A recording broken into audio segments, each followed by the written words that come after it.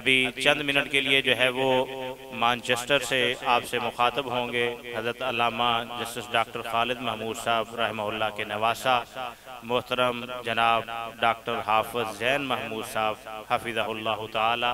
ان سے میں نے درخواست کی تھی تو انہوں نے قبول فرمائی.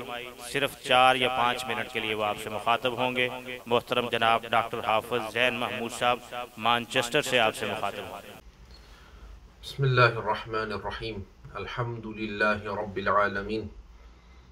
الصلاة والسلام على اشرف الانبیاء والمرسلین سیدنا محمد وعلى آلہ واصحابہ اجمعین. اما بعد، قال اللہ سبحانہ وتعالی فی کتابہ الکریم بعد اقول اعوذ باللہ من الشیطان الرجیم بسم اللہ الرحمن الرحیم. هل يستوي الذين يعلمون والذين لا يعلمون؟ وقال ربنا سبحانه وتعالى إنما يخشى الله من عباده العلماء. وقال ربنا سبحانه وتعالى يرفع الله الذين آمنوا منكم والذين أوتوا العلم درجات. وقال ربنا جل وعلا فاسألوا أهل الذكر إن كنتم لا تعلمون. وقال ربنا جل وعلا فاعلم أنه لا إله إلا الله. وقال النبي صلى الله عليه وسلم فيما صح عنه من يريد الله به خيرا يفقهه في الدين، أو كما قال عليه أفضل الصلاة وأتم التسليم. الإمام الأعظم الإمام الجلیل ابو حنیفہ رحمہ اللہ تعالی ایک بہت بڑے عالم تھے، لیکن ابتداء میں الامام ابو حنیفہ رحمہ اللہ تعالی کپڑے کے بزنس مین تھے. پھر کچھ سالوں بعد ابو حنیفہ رحمہ اللہ تعالی نے علمی مجالس میں شرکت شروع فرما دی، اور ان کا پہلا مطالعہ عقیدت میں تھا، کیونکہ الامام ابو حنیفہ رحمہ اللہ تعالی کوفہ میں رہتے تھے، عراق میں، اور کوفہ میں مختلف فرقوں نے جنم لیا، جیسے الشیعہ، الروافض، المعتزلہ، الملحدین.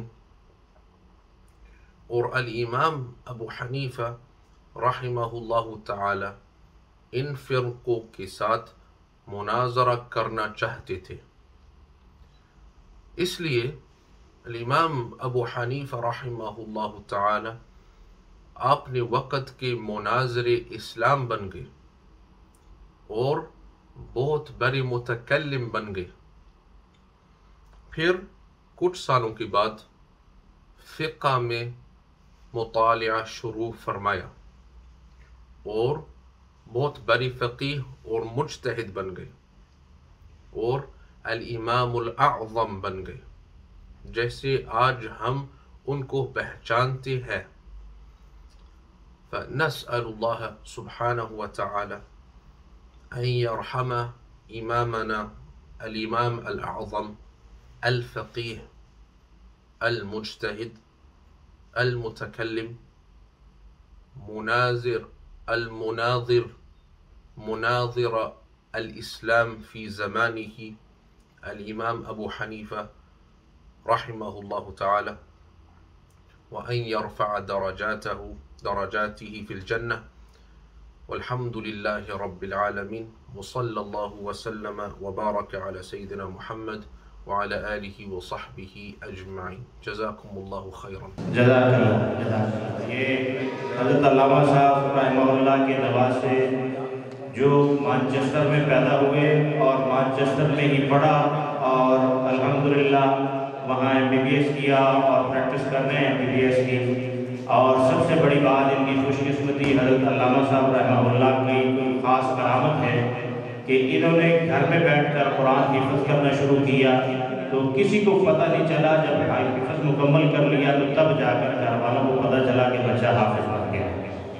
تو اللہ تبارک و تعالیٰ ان کی علم اور عمر میں برکت نصیب فرمائے۔ وہاں MBBS ڈاکٹر ہیں اور الحمدللہ دین پر بڑی گہری نظر اور رکھتے ہیں۔ مجھے فرما رہے تھے کہ مجھے انگلش میں اور عربی میں بات کرنے میں آسانی ہے، تو آپ نے دیکھا ہوگا کہ اردو میں ذرا مشکل سے بات کر رہے تھے، تو مجھے وہ فرما رہے تھے کہ میں عربی الحمدللہ میرے سے بے شک 4 گھنٹے گفتگو کروا لیں، میں عربی میں گفتگو کروں گا، لیکن اردو چونکہ میں نے پڑھی نہیں ہے تو اس لیے میرے لیے مشکل ہے، تو میں نے مجبور کیا تو کچھ نہ کچھ انہوں نے اردو میں گفتگو کی ہے۔